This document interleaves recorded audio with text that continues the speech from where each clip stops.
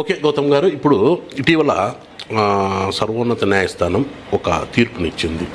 SC ఎస్టీలు బహుజనులు అంటే ఇతర క్రిస్టియన్ కమ్యూనిటీలకి వెళ్తే వాళ్ళకున్న రిజర్వేషన్లు కానీ అతనుకున్న బెనిఫిట్స్ కానీ రద్దు చేయడమే కాకుండా వాళ్ళని బీసీలుగా గుర్తించాలనేసి కూడా ఒక తీర్పునిస్తూ ఇటీవలే తీర్పు వెలువడించింది. దీనిపై గౌతమ్ గారు ఎలా స్పందిస్తారు? అసలు గౌరవ సుప్రీంకోర్టు తీసుకున్నటువంటి ఏదైతే ఆ తీర్పు ఇచ్చినటువంటి తీర్పు ఏదైతే ఉందో అది చాలా బాధాకరం, చాలా అన్యాయం. ఎందుకంటే నేను చాలా స్పష్టంగా చెప్తాను, మతం విశ్వాసం అనేది తన వ్యక్తిగతానికి సంబంధించిన అంశం. అది ఎక్కడ కూడా మీరు ఫలానా మతమే పాటించాలి. ఇప్పుడు భారత రాజ్యాంగం ఆర్టికల్ 15 కూడా మనకి ఏం చెప్తుందంటే మీకు నచ్చిన మతాన్ని, మీకు నచ్చిన దేవుణ్ణి మీరు విశ్వసించుకోవచ్చు, దాంట్లో ఉండొచ్చు అనే చాలా స్పష్టంగా చెప్పింది. కానీ గౌరవ సుప్రీంకోర్టు ఎవరైతే ఈ దళిత కులాలకు సంబంధించిన వాళ్ళు క్రిస్టియానిటీలోకి పోతే, క్రిస్టియానిటీ తీసుకుంటే, హిందూ మతాన్ని వదిలేస్తే వాళ్ళకి ఆ ఎస్సీ హోదా పోతుంది అని చెప్పడం నిజంగా చాలా తీవ్రంగా అన్యాయం. ఎందుకంటే నేను దానికి కారణాలు కూడా చెప్తాను.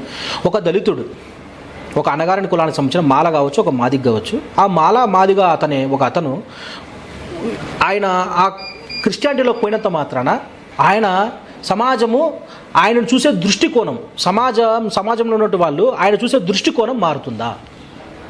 ఆయన్ని దళితుడిగా కాకుండా క్రిస్టియన్గా సమాజం ఏమైనా స్వీకరిస్తూ ఉందా? మరి ఎందుకు వెళ్ళాలి అక్కడికి గుర్తించినప్పుడు? అది వాళ్ళ విశ్వాసం. నేను అదే చెప్తున్నా, అది వాళ్ళ విశ్వాసం. ఇప్పుడు మనం ఒకరిని విశ్వసించుకుంటాం. ఇప్పుడు మనకు హిందూ మతంలో చాలా మంది దేవుళ్ళు ఉన్నారు. కొంతమందికి వెంకటేశ్వర స్వామే ఇష్టం, కొంతమందికి శివుడే ఇష్టం, కొంతమందికి సాయిబాబానే ఇష్టం, కొంతమందికి రాముడే ఇష్టం. అంటే ఎక్కువ అందరినీ ముక్కుతారు, కానీ నాకు ఆ దేవుడు ఇష్టం రా అంటాడు. అది వాళ్ళ విశ్వాసం. అట్లా వాళ్ళు కూడా దానికి ఇప్పుడు ఆయన క్రిస్టియానిటీలో ఉన్నటువంటి జీసస్ను వాళ్ళు విశ్వసించేటప్పుడు ఈయన ఆ మతంలోకి పోయాడు కాబట్టి మీరు ఆయన్ని దళితుడుగా ఈ సమాజము చూసే దృష్టికోణం పోలేదు కాబట్టి ఆయనకు ఆ ఎస్సీ హోదా ఉండాలి అనేదే బహుజన సమాజ్ పార్టీ డిమాండ్. గతంలో మేము బెహెన్జీ ఏదైతే బెహన్ కుమారి మాయావతి గారు ఉన్నారో ఆమె చాలా స్పష్టంగా చెప్పారు. మన్మోహన్ సింగ్ గారికి లేఖ కూడా రాశారు. దళిత క్రిస్టియన్లను ఎస్సీలుగా గుర్తించాలి అనేది ఒక పెద్ద డిమాండ్ కూడా ఉంది. ఎందుకు ఈ రెండు రాజకీయ పార్టీలు కూడా దానికి మద్దతు ఇచ్చినాయే కదా. ఏ రాజకీయ పార్టీ మద్దతు ఇవ్వలేదు చెప్పండి? ఈ దేశంలో, రాష్ట్రంలో అన్ని రాజకీయ పార్టీలు మద్దతు ఇచ్చాయి.